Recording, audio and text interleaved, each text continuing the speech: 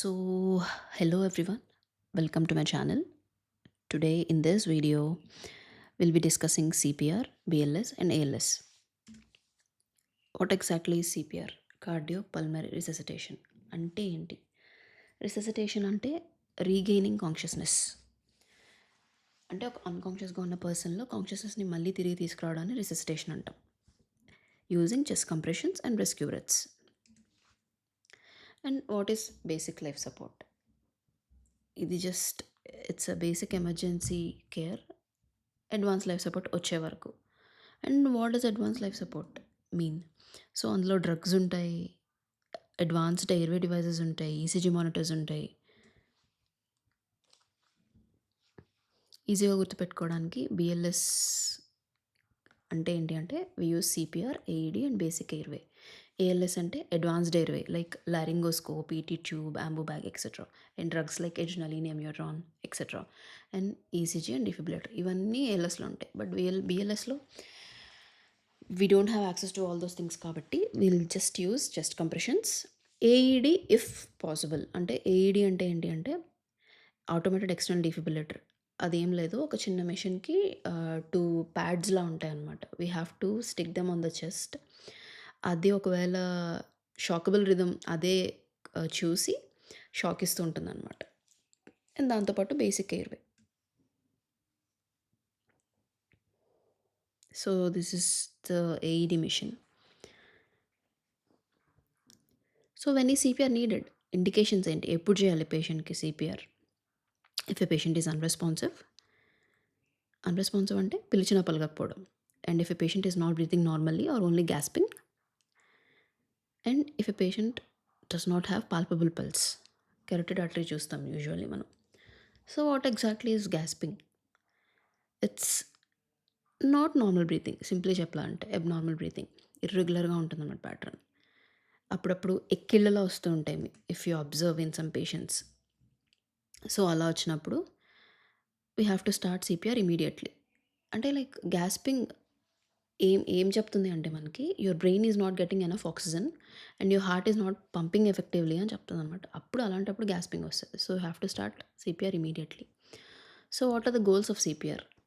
ఏం మనం ఏం సాధిస్తాం సిపిఆర్ చేయడం వల్ల? So circulation and oxygenation maintain చేస్తాం. అండ్ బ్రెయిన్ యొక్క ఇర్రివర్సిబుల్ డ్యామేజ్ని ఆపాలి.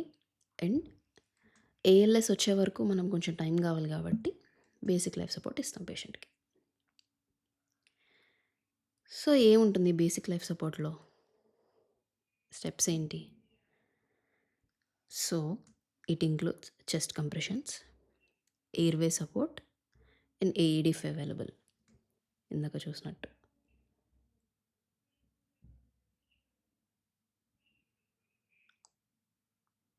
CAB sequence: compressions, airway and breathing. So responsiveness ఎలా చెక్ చేస్తారు ఒక పేషెంట్ది? వాళ్ళని ఒకసారి తట్టాలి, మనం గట్టిగా తట్టి పిలవడానికి ట్రై చేయాలి. పలకట్లేదు, ఏం చేసినా అసలు ఊ అనట్లేదు. So they are unresponsive. You have to immediately call for help. And 108 call చేస్తారు, మీకు తెలిసిన హాస్పిటల్ కాల్ చేస్తారు, whatever. Next pulse check చేయాలి, బ్రీతింగ్ చెక్ చేయాలి. ఇఫ్ రెండూ లేవు అంటే ఇమీడియట్లీ స్టార్ట్ సిపిఆర్. ఎలా స్టార్ట్ చేస్తాం? చెస్ట్ కంప్రెషన్స్ ఎలా ఇస్తాం?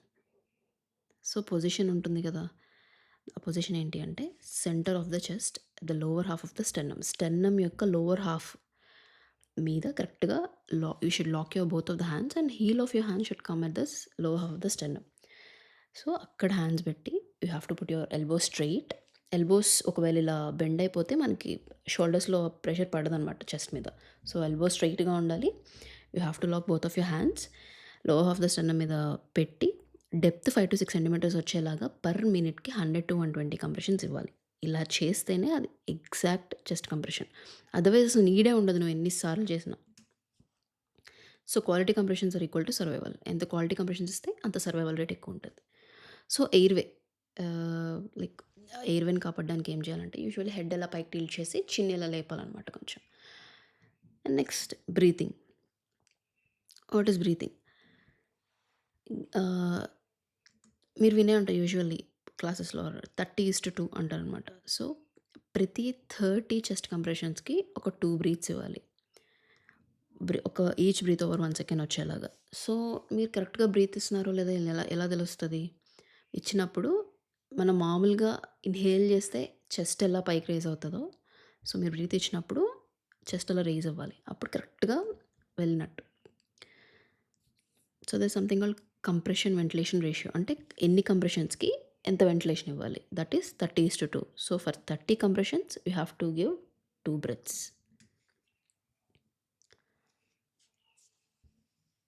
అడ్వాన్స్డ్ ఎయిర్‌వే ఉంటే మన దగ్గర ఇంకసలు వెంటిలేషన్ అదే చూసుకుంటాం కాబట్టి నో నీడ్ టు వెయిట్.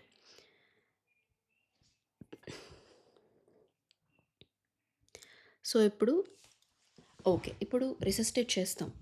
ఎలాంటి వాళ్ళలో రిసర్చ్ చేస్తామని చెప్పుకున్నాం ఇందాక. Either cardiac arrest are respiratory arrest. ఈ కార్డియాక్ అరెస్ట్ మనకెలా తెలుస్తుంది? ఎన్ని టైప్స్ ఆఫ్ కార్డియాక్ అరెస్ట్స్ ఉన్నాయి? There are two types of cardiac arrest rhythms. One is shockable and another one is non-shockable. Shockable rhythms ఏంటి అంటే, షాకబుల్ అంటే shock ఇవ్వగలిగే rhythms. VF and pulseless VT. ఇవి ఎందుకు షాకబుల్ అన్నాము అంటే, వీటిల్లో ఈ వీఎఫ్ అండ్ పల్స్లెస్ వీటీలో ఏమవుతుందంటే, heart has కెయోటిక్ electrical activity.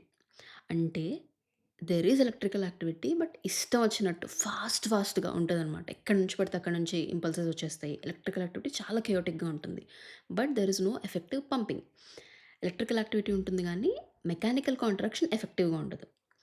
So, అలాంటి వాటిల్లో షాక్ ఇస్తే మీరు ఇట్ విల్ హావ్ ఎఫెక్ట్. అప్పుడేమవుతుంది, ఎప్పుడైతే మీరు డిఫిబ్రిలేటర్‌తో షాక్ ఇచ్చారో, ఆర్ ఏడీతో షాక్ ఇచ్చారో, హార్ట్ ఒక్కసారి సడెన్‌గా ఆగిపోయి, మన న్యాచురల్ పేస్ మేకర్ అయిన ఎస్ఏ నోడ్‌కి కొత్తగా ఒక రిథమ్ స్టార్ట్ చేయడానికి ఛాన్స్ ఇస్తాం. So, that's how defibrillator works. So, what are non shockable rhythms? No effective electrical activity. అంటే వీటిలో మనం షాక్ ఇవ్వలేం. ఎందుకు ఇవ్వలేమంటే, అసలు అందులో ఎలక్ట్రికల్ యాక్టివిటీయే లేదు. Or organised electrical activity without pulse. అంటే ఎలక్ట్రికల్ యాక్టివిటీ ఉంది, కానీ పల్స్ లేదు. అలాంటి వాటిల్లో గూడా we can not shock them. So, వాటికి ఎగ్జాంపుల్స్ ఏంటి? Asystole and pulseless electrical activity అని చెప్పి we have a concept.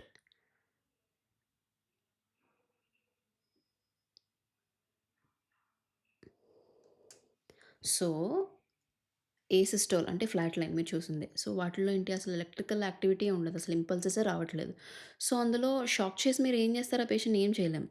So, ఇంకొకటుంటుంది పల్స్‌లెస్ ఎలక్ట్రికల్ యాక్టివిటీ. పేరులోనే ఉంది. పల్స్ లేదు. But there is electrical activity. ఇదెలా పాసిబుల్? సో, హార్ట్‌లో electrical system is working normally only. అంటే లైక్ ఇంపల్సెస్ వస్తున్నాయి. బట్ వాటి మెకానికల్ కాంట్రాక్షన్ మీద వాటి ఎఫెక్ట్ సరిగ్గా లేదు. సో, అప్పుడు మనకు పల్స్ కూడా ఉండదు. So, those type of rhythms are called as pulseless electrical activity. So, ఆ రెండిట్లోనూ డిఫిబ్రిలేటర్ వర్క్ ఏముండదు. దాని రోలే ఉండదసలు.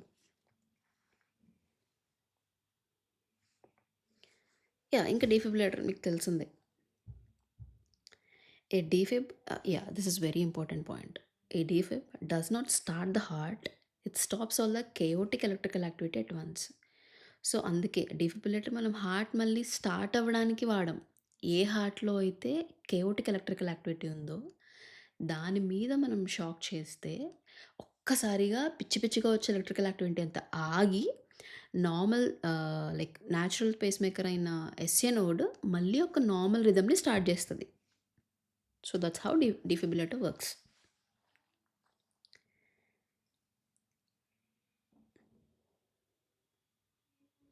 ఎప్పుడు ఆపేయాలి సీపీఆర్? చేస్తున్నాం. When to stop CPR? So, return of spontaneous circulation. మీరు సీపీఆర్ చేశారు, బ్రీత్స్ ఇచ్చారు, పర్ఫెక్ట్‌గా చేశారు. నార్మల్‌గా వాళ్ళకి మళ్ళీ స్పాంటేనియస్ సర్క్యులేషన్ వచ్చింది. ఊపిరి నార్మల్‌గా తీసుకుంటున్నాడు, పల్స్ వచ్చేసింది. Then we can stop. Next advanced help takes over. అంటే అంబులెన్స్ వచ్చింది, హాస్పిటల్ తీసుకెళ్తున్నాం. You can stop CPR. Unsafe scene. So, రెస్క్యూయర్‌కి ఎవరైతే సీపీఆర్ చేయాలనుకుంటున్నారో రెస్క్యూయర్‌కి if the scene is unsafe, అంటే స్మోక్, ఎక్కడైనా బిల్డింగ్ కూలిపోతున్న ఆర్ సిట్యుయేషన్స్ ఎక్కడైనా అన్‌సేఫ్‌గా ఉన్నప్పుడు You cannot perform CPR, right? So you can stop it. Then what is ALS? Advanced life support. ఇందులో ఏముంటాయి?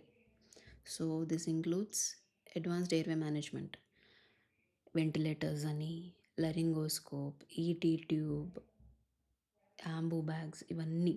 And IV drugs, intravenous drugs ఉంటాయి, adrenaline, amiodarone. And ECG monitors ఉంటాయి, we can see what is happening with the patient. And defibrillator ఉంటుంది. And ఏఎల్ఎస్లో we can also identify and treat the reversible causes.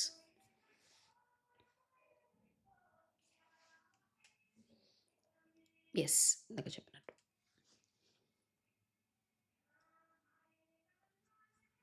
And ఈ reversible causes ఏంటి which we can identify through ALS? Hs and teas అంటాం అనమాట. ఇవన్నీ reversible కాజెసే. So H hypoxia, oxygen సరిగ్గా లేకపోవడం బాడీలో. హైపర్కెలీమియా ఆర్ హైపోకెలీమియా, పొటాషియం ఎక్కువ అవడం లేదా తక్కువ అవడం. హైపోవోలీమియా, బ్లడ్ అసలు బాడీలో వాల్యూమ్ సరిపోకపోవడం. హైడ్రోజన్ అయాన్ ఎక్కువైతే ఎసిడోసిస్ అంటాం.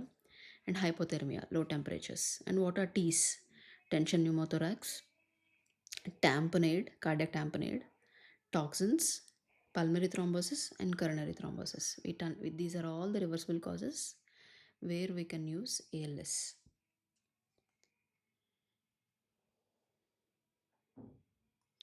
సో రిససిటేట్ చేశారు, పేషెంట్ రివైవ్ అయ్యాడు, అంత బాగానే ఉంది. నెక్స్ట్ రిససిటేషన్ తర్వాత కేర్ ఎలా ఉంటుంది, ఏం చేయాలి? We have to maintain that airway and circulation. అది మెయింటైన్ చేయాలి. వాళ్ళు నార్మల్గా without the help of external ventilator ఆ పేషెంట్ నార్మల్గా బ్రీత్ చేసుకునే వరకు we have to maintain the airway and oxygenation. BP ఎప్పుడు కంట్రోల్లోనే ఉండాలి. హై బీపీ, లో బీపీ ఉంటే మళ్ళీ అరెస్ట్ అయ్యే ఛాన్స్ ఉంటుంది. అండ్ అండర్లైన్ కాజ్ని ట్రీట్ చేయాలి, ఇందాక మనం చూసిన కాజెస్ అన్నీ. And we have to check for labs, ECGs continuously, and ICU care. That's it. Thank you guys.